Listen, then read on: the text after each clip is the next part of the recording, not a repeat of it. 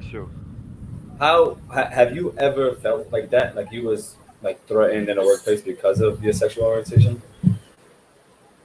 I have not, mainly because I grew up, very aggressively. I grew up very aggressive, so it wasn't something that I ever feared.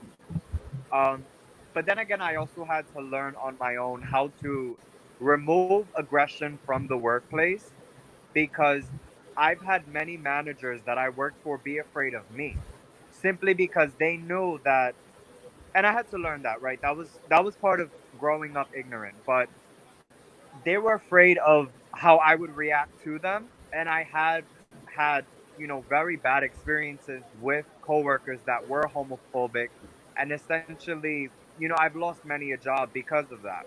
Because I tend to handle situations like that aggressively, and I was never discriminated for it, but I've always had bad experiences because of it.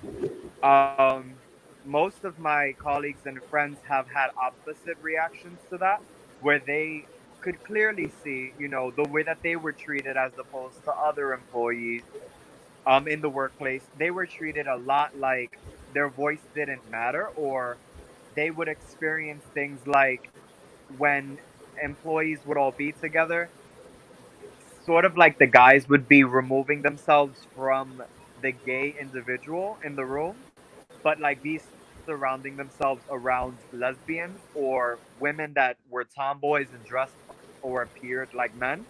But when it came to men dressing or appearing like women, it was an issue.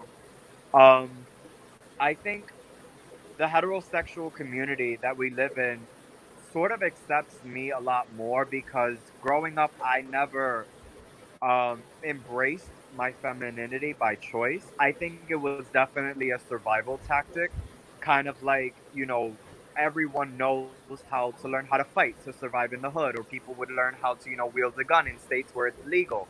It's just a survival tactic, certain things you learn to just get through life. And for me, fighting was one of those things.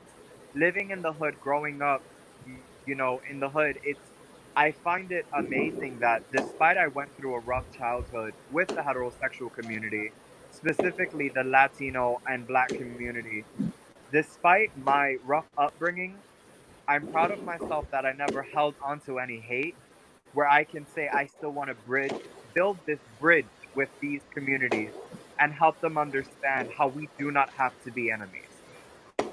Whereas I have many friends that they don't want to build a bridge with the straight world.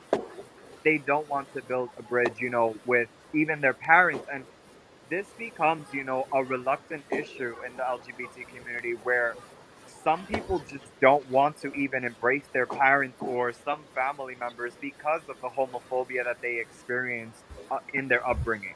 I myself have family members that, you know, worked for companies that blatantly would, make misogynistic sexual jokes and then make homophobic remarks at the same time. And they would totally laugh it off. And sometimes they wouldn't even invite me to like certain places like the cookout because they would feel threatened that I would hold my partner's hand like as if it was an issue. And I've experienced just so much hate unnecessarily. And, it's sad to say that the Supreme Court even had to recognize this to say this person should not be fired, for being LGBTQ identifying. Because it really shouldn't matter, like, what you identify as. Like, but it's crazy. I just found it like, wow. Because in all honesty, I thought that it was already like, clearly, you shouldn't be fired for being lesbian, gay, or trans. But apparently, it was a big issue for the Supreme Court to finally rule it out as necessary. So,